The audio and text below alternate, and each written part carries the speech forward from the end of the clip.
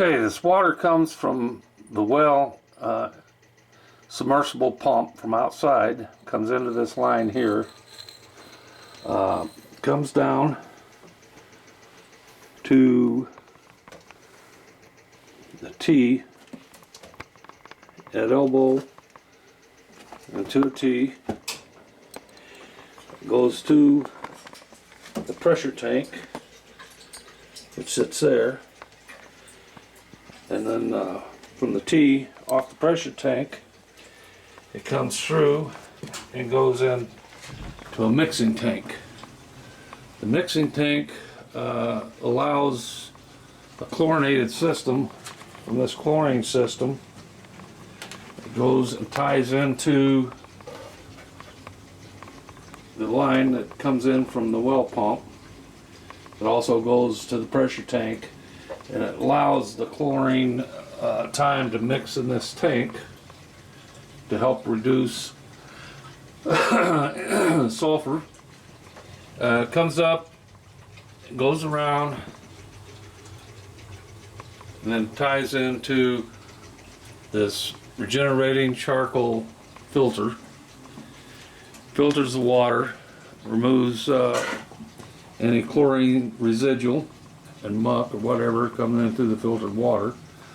It comes out of this filter, charcoal filter, comes across and goes into this water treatment tank.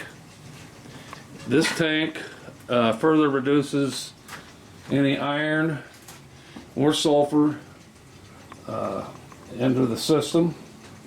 It has a small pump, air pump, that pumps air into this tank, and the air absorbs any leftover hydrogen sulfide that's in the sulfur water, absorbs it, and then is removed when this unit back flushes. It relieves the air pressure and stuff in the tank that absorbed the hydrogen sulfide, and then goes out the discharge with the back flush. After it's regenerated, it goes back in service, pumps back up with the air to absorb further hydrogen sulfide that may have gotten through the system.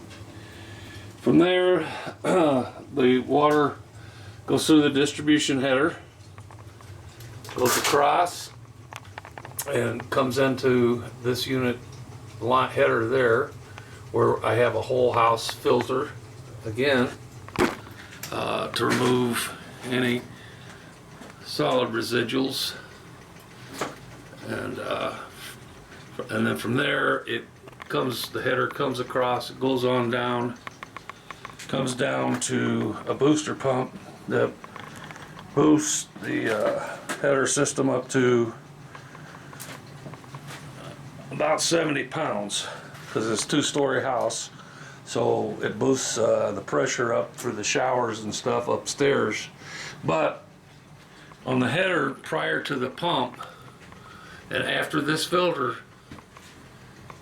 there's a line that ties off, it comes across, and that header feeds the RO system. Comes across here, elbows down, and then feeds this RO system. But prior to the RO system, it goes through another set of filters that removes any solids, odor, and so forth, and then goes into the RO system. It feeds this red line coming across up here, feeds this line of filters, pre-filters for the RO. It goes through these set of pre-filters, comes out of the filter there, up and over, goes into a booster pump, and then the booster pump discharges out the bottom,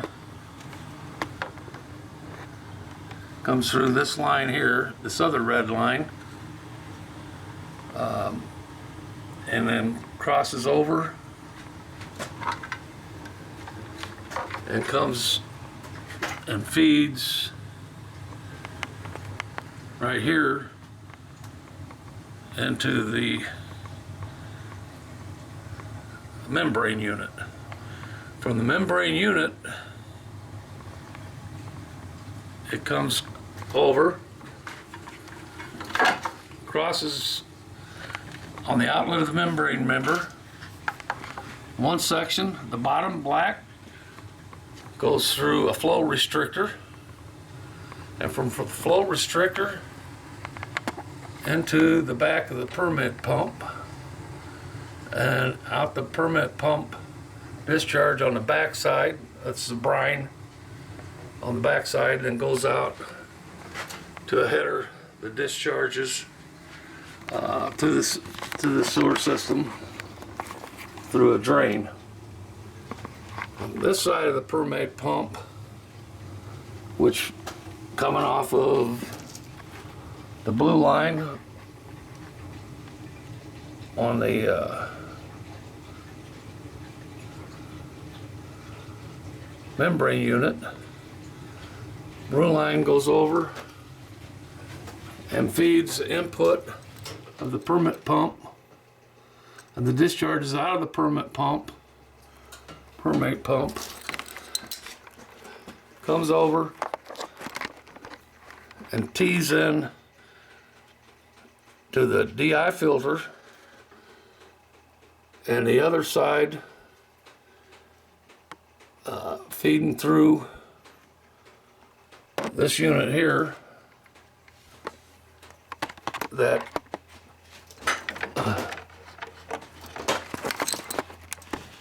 feeds the permit, coming from the permit pump. Yeah, it goes through that flow restrictor, this unit, into the DI. One side goes down here to this tank, the pressure tank, for the DI'd water, filtered water. And the other side feeds the DI filter. From the DI filter,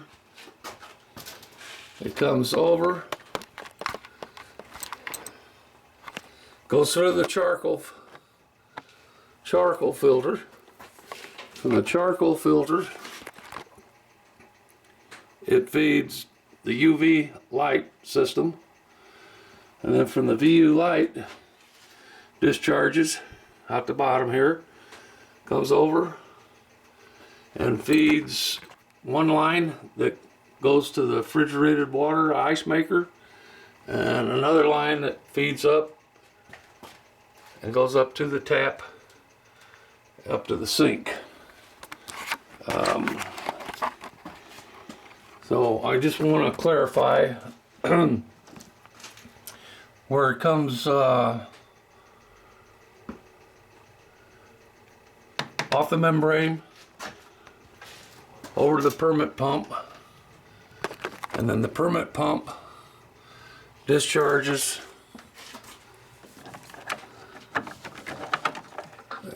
comes through this electronic device. I think it's a shutoff of some type for the permit pump, but it ties in here to your DI filter, one feeding the tank and the other feeding the DI filter coming from your permit pump. One feeds the DI filter, the other goes to your tank. Then out of the DI filter, then goes through your charcoal filter, and from the charcoal filter through the UV,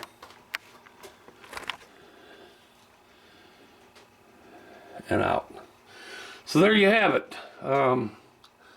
I'll post a picture of what the water looks like coming out, and the gray powdery looking buildup that's being left behind.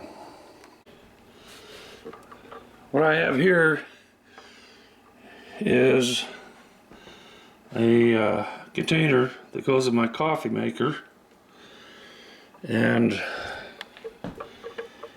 I don't know if it shows up well, but the issue I'm having is, I don't know if it's showing up well on here, but it's a calcium like, not calcium, but a gray clay looking powder forms in the bottom. And on the top, you know, inside the unit and along the walls,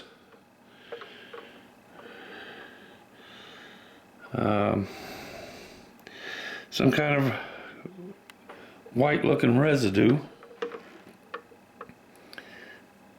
And I don't think that after all the filtration and everything that's going through, it should be there.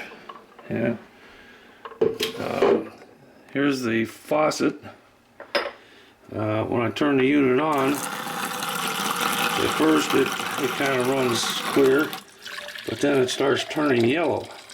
It has a yellow tip to it. And again, I don't know that it's showing that well on the camera, that yellow tint, but it's certainly present.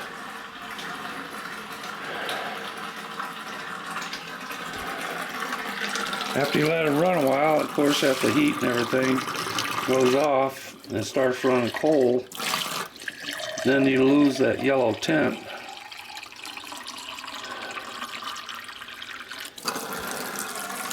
And then you get this, which to me kind of just looks a little cloudy. I don't know if it's because of air in it or what, but it just looks cloudy. And the turbidity on it shows like 130, but at the DI filter, it's down to like 50 to 60. So I don't know where it would be picking that up at.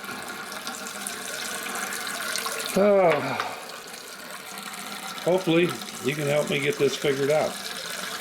Thanks for watching.